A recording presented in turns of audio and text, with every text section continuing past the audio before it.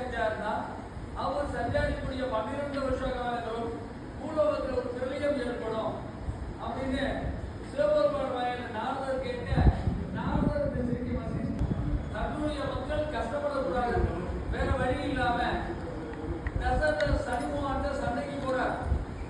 அந்த சண்டையில் அவரோட ஜெயிக்க முடியல. மனமுடி நிறைய ஸ்லோகங்களை சொல்றார். அதுல மனமுடிந்து போன சனிமுகான் என்ன திருநறையுடைய இந்த தேசத்தில் போது குடும்ப சமையல காட்சியை கொடுத்து 2 வரங்களை தரையில் சொல்றார். அதுபோல இந்த சமுத்திராதியும் சூரிய தீர்த்தங்கிற குழந்தை தசரதர் நீராடி சனிமார் சொல்லி பிரார்த்தனை பண்றார். அப்ப அவருக்கு 2 மனைவி 2 குழந்தைகளோட மங்கள சனிமான காட்சியை கொடுத்து இந்த சமத்துல 2 வரங்களை கொடுக்கிறார். முதல் வரம் ரோகிணிக்கு வருட யாருக்கு எந்த கட்டத்தை கொடுக்கமா கேட்கிற வரம்.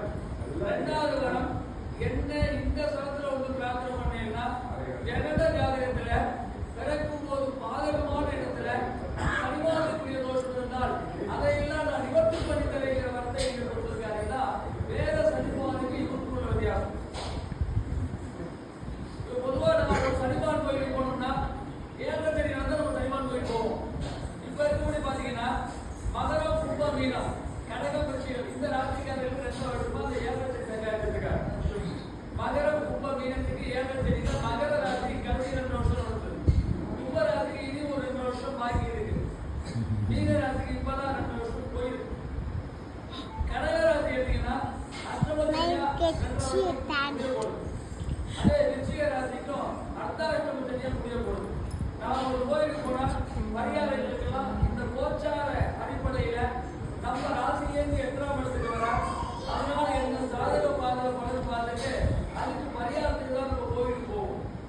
இது ஒரு விதமான வழிமுறை தான். எல்லா 7 தேதிக்கு எல்லாத்துக்குமே கஷ்டம் கொடுக்குறதா அப்படிலாம் கிடையாது. 7 தேதி கஷ்டம் கொடுக்கறதுக்காக சனிமான் வரல ஜாதகத்துல. ஒரு மனிதனுடைய ஜாதகத்துல அதிகமா 7 வருஷம் அவர் இருக்கிறதுனாலையும் பார்க்கறதுனாலையும் தான் நல்ல கல்வி, உத்தியோகம் முடிஞ்சு நல்ல வாழ்க்கை, குழந்தைகள், வீடு, இந்த காரியங்கள்லாம் நமக்கு நடத்தி கொடுக்கறதுக்கு தான் 7 சரியா வராது. நம்ம கல்யாணத்திலேருந்து குழந்தையிலேருந்து உத்தியோகத்தில் தொழில்கள்லாம் சிறப்பாக குடும்ப வீடு கட்டி நல்ல வசதியான வாழ்க்கையில வாழக்கூடிய அடிப்படையை பொறுத்தவரையிலும் சனிமான் தான் ஜாதகத்தில். அதனால தான் அவர் 7 சரியா வராது. உங்களுக்கு ஏதோ ஒரு கஷ்டம் கொடுக்கணுங்கிற ஒரு நோக்கமே கிடையாது. 7 வருஷம் அவர் வந்துட்டு போயிட்டாருன்னா அடுத்த வருஷம் அடுத்த 30 வருஷம் நம்ம வாழ்க்கை உயர்வாக இருக்கும். 7 சனி ஒரு பெரிய பாதகமே கிடையாது. 7 சனிக்காக நாம் எந்த மையமே நாளைக்கு விடவில்லை. 7 சனியில இருந்து கல்யாணம் குழந்தை உத்தியோகம் தொழில் ஆகலை அப்படின்னா அது 7 சனி மாத்திரம் கிடையாது. ககன ஜாதகத்துல சனிமான் ஏதோ ஒரு பாதகமான இடத்துல இருக்காங்க. ஜாதகத்துல 12 கட்டங்கள்ல 9 கிரகங்கள் இருக்கிறது தான் ஜாதகம். அந்த 9 கிரகங்கள்ல சனிமான் தான் ஆளுமையை கொண்டு கிரகம். அந்த கிரகமானது ஜாதகத்துல நல்ல இடத்துல இருக்கணும்.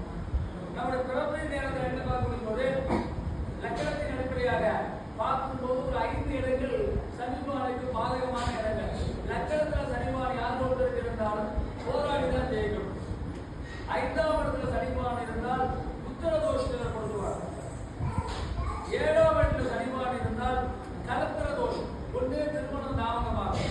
அப்படியே நேரத்தோட திருமணம் ஆயிருந்தால் சம்பதி ஒன்று குறைவா இருக்கும். 7 ஒருத்தர் சனிமான் யாருக்காக இருந்தால் 8ஆம் இடத்துல சனிமான் இருந்தால் பெண்ணுக்கு மாங்கல்ய தோஷம், ஆணுக்கு தார தோஷத்தை போட்டு விவாகம் தாமதமாகும். 12ஆம் இடத்துல சனிமான் இருந்தால் எல்லா வீடும் ஒரு நிம்மதியற்ற வாழ்க்கை ஏற்படுத்திருப்பார். இந்த 5 இடங்கள் தான் ஒரு ஜாதகத்தில் பாதகமான இடங்கள். அந்த இடங்கள் யாருக்காவது சனிமான் அமைந்திருந்தால் இந்த சிறப்பை வெளிப்படும் போது அந்த ஜாதகத்தியால எல்லா தோஷத்தையும் நிவர்த்தி படித்ததை கொடுத்திருக்காருங்களா. வேற சனிமானுக்கு கொடுத்துள்ள வித்தியாசம். இந்த மத்தாதி எழுதிக்கிற ஒரு மனைவிக்கு 2 குழந்தைகள் இருக்கு. பருவ குழந்தை மாந்தி எழுது பக்கம் புரியும். மாந்திங்கிறது நவகிரக மாதிரி ஒரு கிரகம், கண்ணுக்கு தெரியறது இல்லை. கேரளா இருந்தாலும் மாந்தியை வச்சு ஜாஸ்தி இருப்பாங்க. அவங்க ஆயுர்வேதிக்கத்துக்காக மாந்தியை பார்ப்பாங்க. தமிழ்நாட்டில் மாந்தி எங்க இருந்தாலும் தோஷம் தான். ஜாதகத்துல மாந்தி இருக்காரு அப்படின்னா அந்த கிரகம் முடக்க பார்க்கும். முன்னோர்களுக்கு நாம் சரியா செய்யலைனாலும் முன்னோர்கள் சரியா நடந்துக்க போனாலும் அது விருது தோஷம் விருட்சமா ஜாதகத்துல வரும். அது எந்த கிரகத்தோட மாந்தி சேர்த்திருக்காரோ அவர் என்ன கொடுக்குறாரோ அந்த பலன்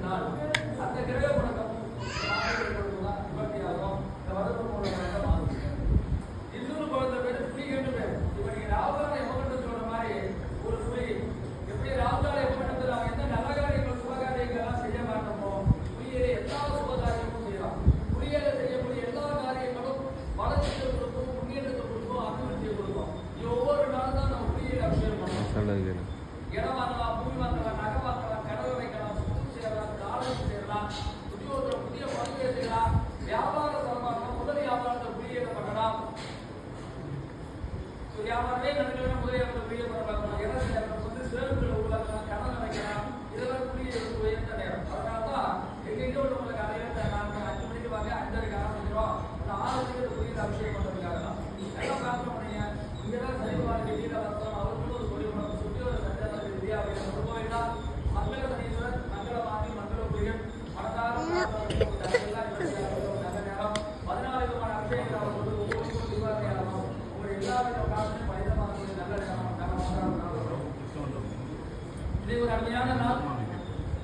திருக்கணித பஞ்சாங்கத்துல 2 வழி இருக்கு. வாக்கிய பஞ்சாங்கம், திருக்கணிதம். வாக்கிய பஞ்சாங்கம் ட்ரெடிஷனலா இருக்கு. தமிழ்நாட்டில் அதிக இடங்களில் பார்க்கக்கூடிய வாக்கிய பஞ்சாங்கம். அதுலேருந்து திருத்தப்பட்ட திருக்கணிதம்னு ஒன்று இருக்கு. அது தமிழ்நாடு எல்லா இடங்களையும் அதை பார்க்குறாங்க.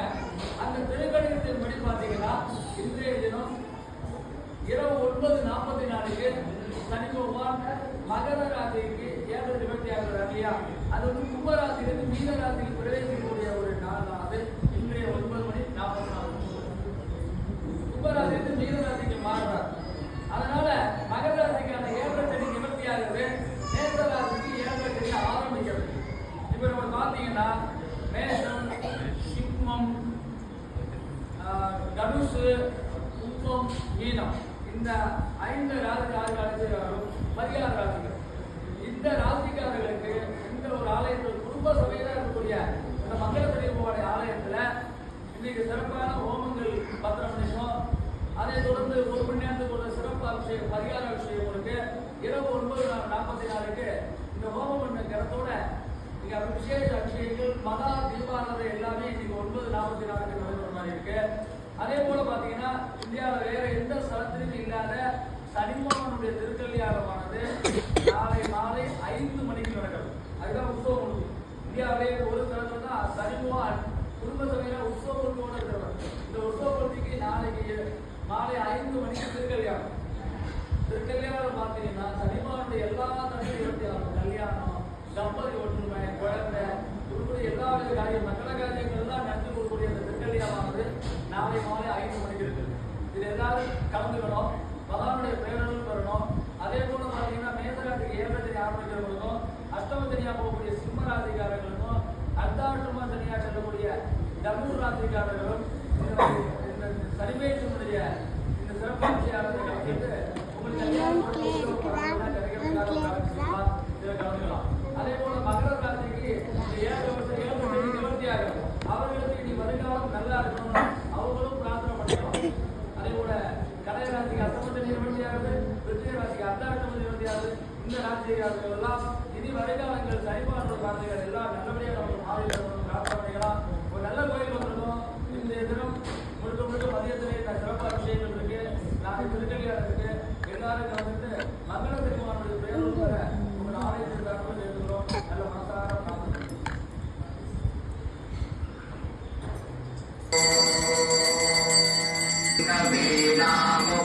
कवीनामुपमश्रवस्तमम् ज्येष्ठराजम् ब्रह्मणाम् ब्रह्मणस्पत आदशृण्वन्नोतिभिः सेदसादनम् ॐ नमो भगवते रुद्राय नमस्ते रुद्रमन्यवपुतो तपिषवे नमः नमस्ते अस्तु धन्वने बाहुभ्यामुतते नमः या सहिषुः शिवतमा शिवम् बभूवते धनुः शिवा शरव्यायातवतया नो रुद्रमृडया या ते रुद्रशिवा तनूरघोरा पापकाशिनी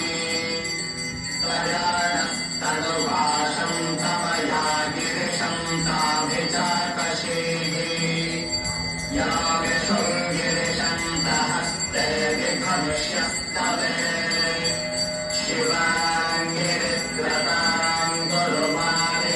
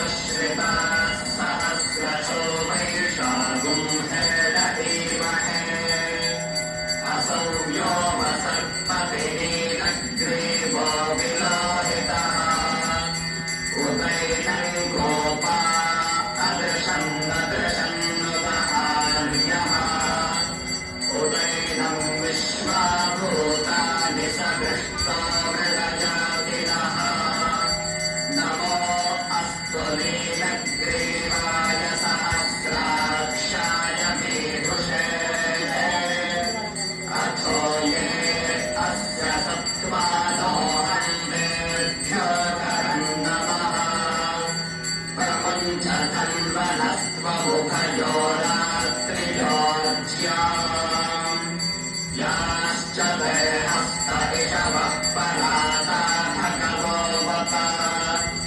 अवतत्यधनुस्तनुम् सहस्राक्षशतेषु ते निशीर्य शल्यानाम् मुखाशिवो नः सुपदाभव विद्यन्थनः कपर्दिनो